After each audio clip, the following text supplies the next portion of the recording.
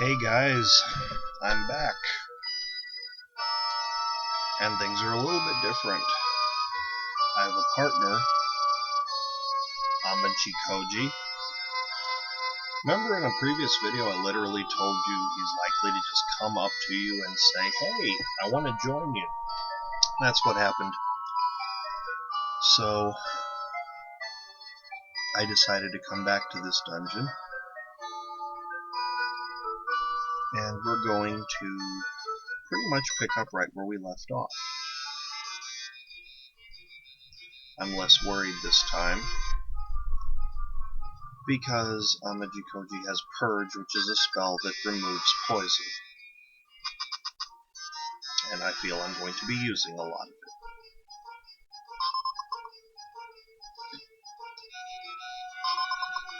It's ironic, most games where your character can be poisoned often involves taking damage during the fight. But nobody takes damage from poison during a fight in Inindo. They only take damage on the world map, which is kind of weird because it's the opposite in most games. In most games, you stop taking damage from poison when you get to the end of the battle. And you don't take damage on the world map, but here you do.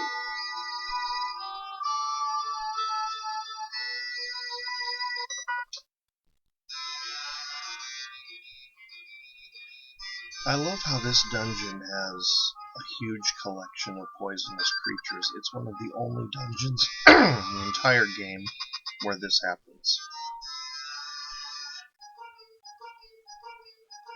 I'll wait till the end of the battle in case he tries to poison me again. You can't be double poisoned. If you're already poisoned, you can't be poisoned again. So monsters have this thing where they'll try to poison you twice for some stupid reason.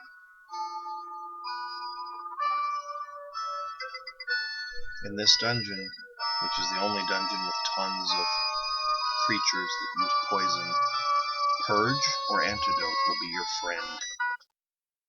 And you'll never use them again in this degree of concentration. Seriously, from this moment forward, after this dungeon's over, you might not use it in a whole dungeon.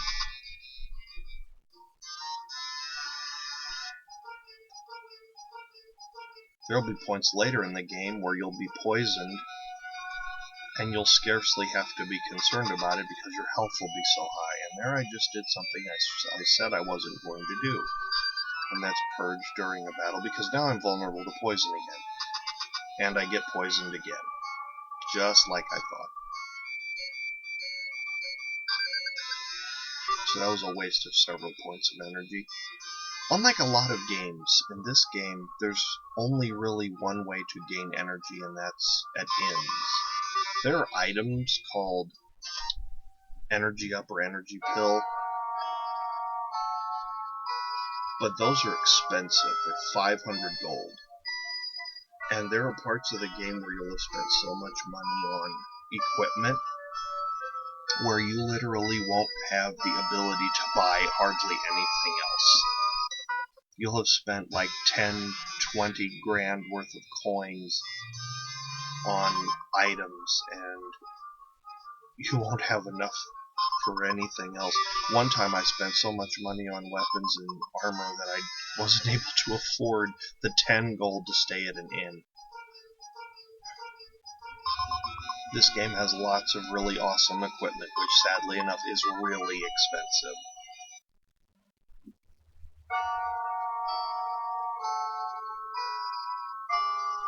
I will show you how to get some treasure here. Instead of going up, go down.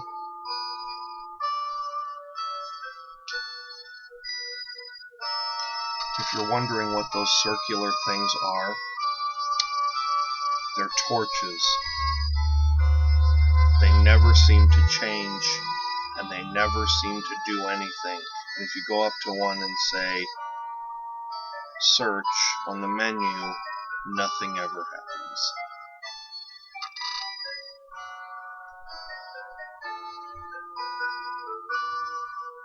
One of the uses of partners is to carry things that you don't want to carry.